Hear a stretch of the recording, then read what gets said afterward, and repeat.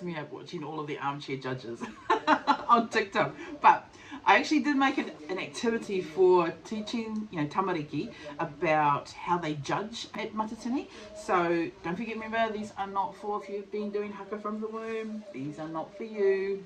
These are for people like me, new learning. So in the resources, right, they've got like explaining all the different items, the ones that are in the aggregates, right, so the ones that are judged, except for the reo. And then I've got like a little blurb explaining for kids what the Olympic system is, which is what the judging system is that they use at Matatini. So the Olympic system, where they have 4 and then they drop out the top and the bottom, and then they take the average of the middle 2. You guys all know that, anyway. But it's a really cool learning exercise for tamariki, right?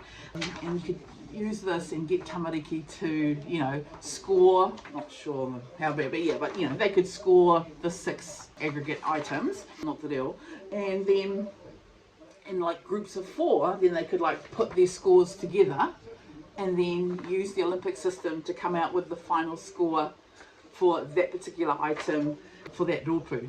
I know, I'm not a teacher, but I just thought when I kept watching and I was reading the rules and I was like, that would be such a cool activity to do as a classroom, and watch an item, watch a rōpū from your rōhe, if you're not familiar with it, watch a rōpū from your rōhe, and then get the kids to score and then to explain their scores and then put them together in little groups of 4 and come up with their score, and then they actually learn also about Olympic scoring.